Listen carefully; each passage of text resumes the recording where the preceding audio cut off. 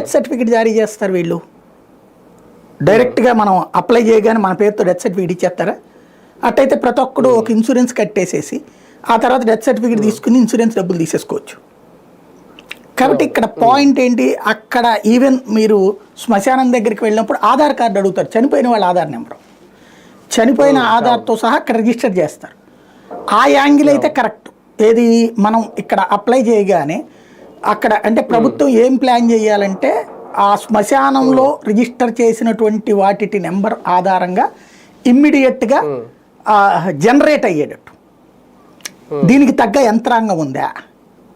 రాష్ట్ర వ్యాప్తంగా శ్మశానాలు పట్టణ ప్రాంతాలలో, నగర ప్రాంతాలలో కొన్ని చోట్ల మాత్రం అథెంటిఫికేషన్ ఉంది. పల్లెటూళ్ళలో చనిపోయిన చోట ఏం చేస్తారు, ఊరి చివరన పాతేస్తారు.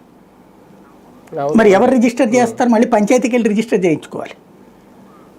అక్కడ మున్సిపాలిటీ ఏది లేకపోతే అధికారం ఇప్పటిదాకా మీ సేవలో దీంట్లోనే రిజిస్టర్ చేయించుకోవాలి.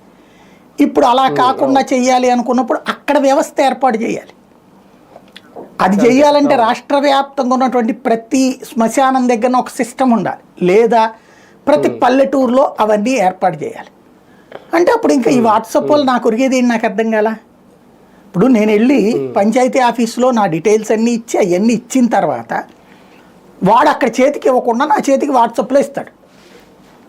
మళ్ళీ ఈ కాగితం చెల్లుబాటు కాదు, అథెంటికేషన్ కావాలడుగుతారు రేపు పొద్దున. మనం ఏ ఎల్ఐసికో అప్లై చేసామనుకోండి, ఇట్లాగా చనిపోయారని చెప్పేసి వాడేమంటాడు, ఇది వాట్సాప్లో వచ్చి